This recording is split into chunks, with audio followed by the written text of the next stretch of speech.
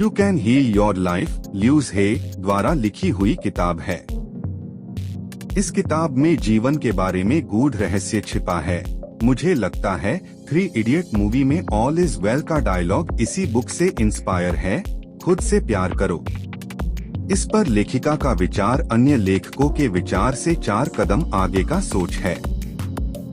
ये किताब सन 1984 में लिखी गई थी, लेकिन इसमें दिया गया विचार आज के समय में भी बिल्कुल नया जैसे लगता है। सोचिए कि हम में से कोई इंसान ये सामान्य सी बात तो जानता है कि हमारे मन के थॉट के ऊपर या अच्छा या बुरा सोचने पर हमारा हेल्थ निर्भर करता है, किंतु क्या कोई इंसान निश्चित तौर पे जानता है कि ये रोग इस विचार से सीधे तौर पे कोरिलेटेड है?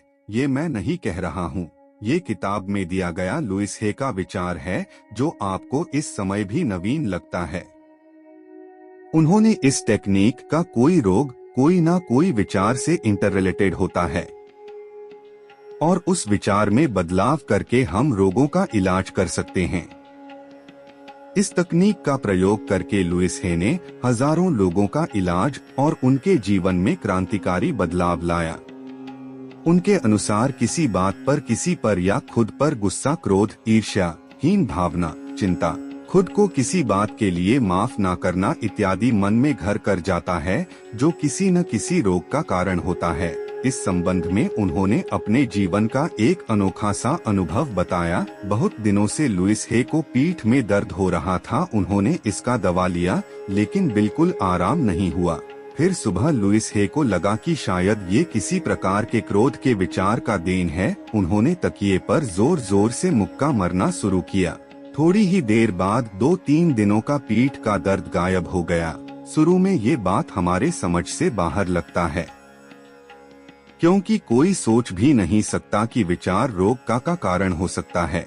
ऑथर के अनुसार जब हम नेगेटिव विचार सोचते हैं तो इसे इमोशनली तौर पे मन में बांध लेते हैं, जो आगे चलकर किसी न किसी रोग का कारण बन सकता है। इस प्रक्रिया में ऑथर ने अपने गुस्से के बुरे विचार को मुक्त करने के लिए अपने हाथों से तकिए पर घूंसा मारने की क्रिया किया, जिसे आम बोलचाल में गुस्सा निकालना बोला जाता है। आप इस किताब को विस्तार से पढ़कर ये जान सकते हैं कि अमुक रोग अमुक विचार से जुड़ा होता है। दूसरा, इस किताब में ऑथर ने बताया है कि खुद से प्रेम करना क्यों जरूरी है। बचपन से ही हमें दूसरों का रिस्पेक्ट करना सिखाया जाता है। इस प्रक्रिया में हमें खुद को नजरअंदाज या गिरा के देखना अनजाने में सिखा दिया जाता है। इंसान के जीवन में बाल्यावस्था में करीबी लोगों का अत्यधिक प्रभाव पड़ता है। यदि पेरेंट्स का खुद का लाइफ खराब एनवायरनमेंट या परिस्थिति में बीता होता है, तो अपने जीवन का गुस्सा बच्चे पर फटकार या तुम किसी काबिल नहीं हो का विचार अनजाने में प्रोवाइड करा देते हैं, जो उसका लाइफ में फेल होने का एक कारण हो सकता है। इस विचार से निकलने में किसी को पूरा जीवन लग सकता है, यानी कि वह पूरा जीवन फेल रह सकता है। ऑथर ने हीनता की भावना, इन्फीरियोरिटी या खुद को किसी काम के काबिल ना समझना का इलाज रिलेटेड लोगों को माफ करना बताया है। इसके साथ ही आईना में देखकर एफर्मेशन का प्रयोग करना बहुत उपयोगी साबित होता है। तीसरे, इंसान की परिस्थिति और स्वास्थ्य आंतरिक विचारों का बाहरी परिणाम हो सकता है। लुइस हे की किताब you can heal your life में बढ़ते वजन, ओबेसिटी के संदर्भ में भी चर्चा की गई है और उनके विचारों के अनुसार बढ़ते वजन का वास्तविक कारण मानसिक और इमोशन मुद्दों से जुड़ा हो सकता है। उनका सुझाव है कि व्यक्ति अपने मानसिक मुद्दों, आत्मसम्मान और अनसुलझी भावनाओं से बचाव के रूप में अतिरिक्त वजन बढ़ा सकते हैं। उनके दृष्टिकोण के अनुसार आत्मा और दिल के दर्द से बचने के तरीके के रूप में वजन बढ़ाया जा सकता है। लुइस हे ने इस किताब में शीशे या आईना में देखकर अफर्मेशन को बार बार रिपीट करना बताया है। अफर्मेशन हमें जो अच्छा लगे खुद से बना सकते हैं। खुद से प्रेम या अफर्मेशन काम कैसे करता है? ये हमारे सेल्फ इमेज या सेल्फ एस्टीम को फिर से बनाता है। हमारी सफलता या असफलता इसी सेल्फ इमेज या खुद को हम कैसे देखते हैं पर निर्भर करता है।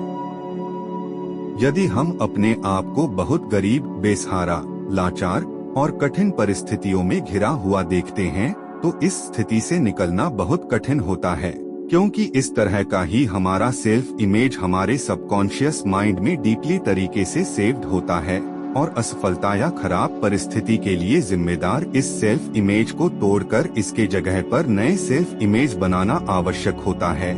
इससे हम अपना एक वैल्यू ऐड करते हैं, खुद का रिस्पेक्ट करते हैं। हम हर खुशी, सुख, सफलता पाने के लिए खुद को डिजर्व करते हैं।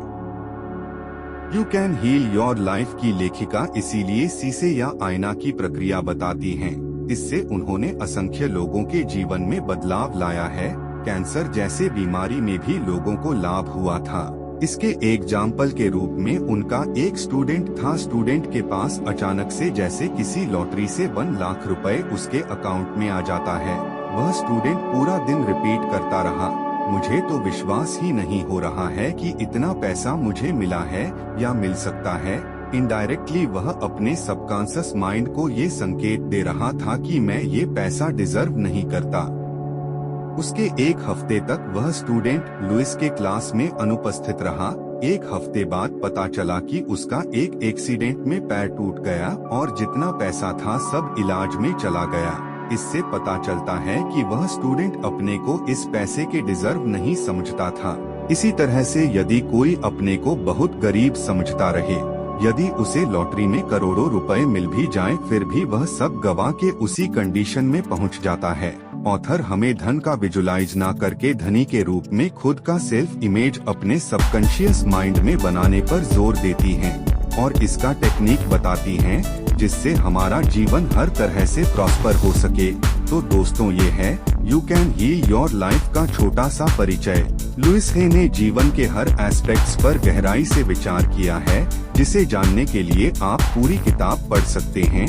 तो दोस्तों, ये हाँ summary of book you can heal your life का छोटा सा परिचय। यदि मेरा प्रयास थोड़ा सा सही लगे, थैंक्स फॉर वॉचिंग और listening. Please like and subscribe.